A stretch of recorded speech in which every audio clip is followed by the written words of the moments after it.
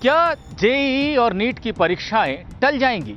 ये सवाल इसलिए क्योंकि सुप्रीम कोर्ट में इन परीक्षाओं के आयोजन के खिलाफ एक पुनर्विचार याचिका दाखिल हुई है।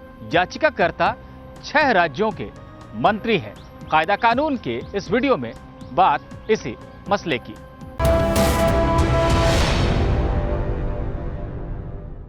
राष्ट्रीय स्तर पर इंजीनियरिंग के कॉलेजों में दाखिले के लिए होने वाली परीक्षा जेईई और मेडिकल कॉलेजों में दाखिले के लिए होने वाली परीक्षा नीट का आयोजन कराने वाली संस्था नेशनल टेस्टिंग एजेंसी ने जो शेड्यूल जारी किया है उसके मुताबिक 1 से 6 सितंबर तक जेईई की परीक्षा होनी है और 13 सितंबर को नीट की परीक्षा होनी है।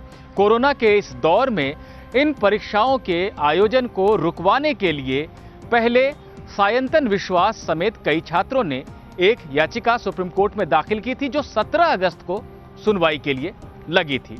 उस दिन सुप्रीम कोर्ट ने इस मामले पर विचार करने से मना कर दिया था।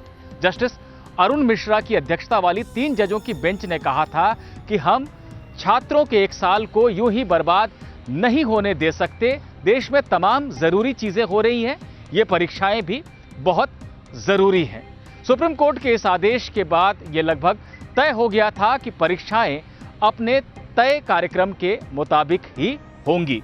लेकिन अब सुप्रीम कोर्ट में 6 राज्यों के मंत्री, 6 ऐसे राज्य जहां पर कि बीजेपी का शासन नहीं है, उसके मंत्री याचिका लेकर पहुंचे हैं और कोर्ट से दोबारा विचार करने की मांग की है उस आदेश पर जो कि 17 अगस्त को दिया गया था। सुप्रीम कोर्ट में जिन मंत्रियों ने याचिका दाखिल की है वो हैं पश्चिम बंगाल के मोलॉय घटक, झारखंड के रामेश्वर उरांव, राजस्थान के रघु शर्मा, छत्तीसगढ़ के अमरजीत भगत, पंजाब के बलबीर सिद्धू और महाराष्ट्र के उदय सामंत। इन याचिकाओं में ये कहा गया है कि कोरोना और बाढ़ के मद्देनजर फिलहाल देश में नीट और जेईई की परीक्षाओं का आयोजन नहीं होना चाहिए।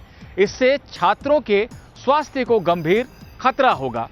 जिस तरह से अभी यातायात के साधनों की कमी है, परीक्षा केंद्र दूर दूर बने हुए हैं और परीक्षा केंद्रों के नजदीक रुकने की बाध्यता होगी छात्रों को और उसके साधन भी उन्हें उपलब्ध नहीं हो पाएंगे, उसकी जगह भी उन्हें आसानी से नहीं मिल पाएगी।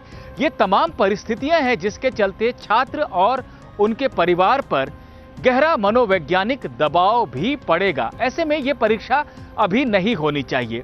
इन मंत्रियों की याचिका में यह भी कहा गया है कि छात्रों का 1 साल बर्बाद हो जाएगा, ऐसा मानना गलत है। सुप्रीम कोर्ट ने यह बात जो अपने पिछले आदेश में कही थी, ऐसा नहीं कहा जा सकता है। अक्टूबर तक अगर परीक्षा का आयोजन नहीं भी होता है तब भी छात्रों का 1 साल बर्बाद नहीं होगा। छात्रों का स्वास्थ्य ज्यादा जरूरी है इन बातों के मुकाबले में।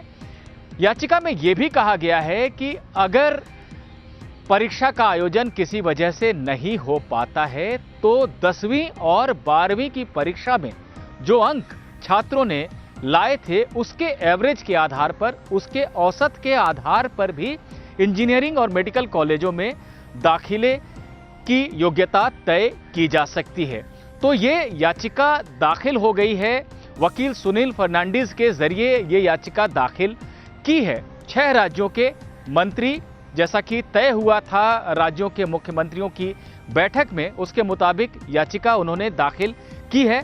लेकिन सवाल ये उठता है कि क्या इस याचिका का वाकई कोई परिणाम होगा और परीक्षाएं स्थगित हो जाएंगी।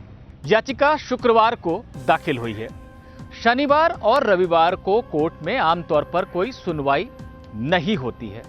वैसे भी यह याचिका पुनर्विचार याचिका है जिस पर सीधे खुली अदालत में सुनवाई नहीं होती है। पुनर्विचार याचिका पहले उन जजों के पास जाती है जिन्होंने पिछला आदेश दिया था और जज बंद चैम्बर में मामले को देखते हैं और यह तय करते हैं कि इस पर सुनवाई जरूरी है या नहीं। यानी शनिवार और रविवार को क्या मामले की सुनवाई हो जाएगी, ऐसा तय तौर पर नहीं कहा जा सकता है। सोमवार 1 सितंबर से जेईई की परीक्षा शुरू हो रही है। ऐसे में सुप्रीम कोर्ट अगर शनिवार या रविवार को सुनवाई करता भी है तो क्या इस अंतिम मौके पर परीक्षा को स्थगित करने का आदेश देगा? यह कह पाना मुश्किल है। अगर कोर्ट अगले हफ्ते सुनवाई करता है, सुनवाई को सहमत होते हैं जज, जब बंद चैंबर में विचार करते हैं कि इसको खुली अदालत में सुनने की जरूरत है, और जज अगर इसे अगले हफ्ते सुनते हैं, तब तक जेईई की परीक्षा शुरू हो चुकी होगी और बीच में उसे रोक देने का आदेश दिया जाएगा। यह भी थोड़ा मुश्किल लगता है। यानी इस याचिका का असर नीट की परीक्षा पर ज्यादा पड़ सकता है। अब ये याचिका कब सुनवाई के लिए लगाई जाएगी, सुनवाई के लिए इसे लगाया जाएगा भी या नहीं, ये सब कुछ आगे देखा जाएगा। लेकिन ऐसा नहीं लगता है कि जेईई की परीक्षा पर कम से कम इस याचिका का बहुत ज्यादा असर पड़ने वाला है। और अगर जेईई की परीक्षा सफलतापूर्वक हो जाती है तो हो सकता है कि कोर्ट नीट की परीक्षा को भी रोकने की तरफ अपना झुकाव न दिखाए। लेकिन जब यह मामला सुनवाई के लिए लगेगा, आखिरकार 6 राज्यों के जिम्मेदार मंत्री याचिका लेकर यहां पर आए हैं, ऐसे में कोर्ट भी उनकी बातों को गंभीरता से सुनेगा, गंभीरता से देखेगा, ऐसा माना जा सकता है। लेकिन क्या परीक्षाएं रुक जाएंगी, ये तभी पता चलेगा जब कोर्ट इन पर कोई फैसला लेगा। एबीपी न्यूज आपको रखे आगे।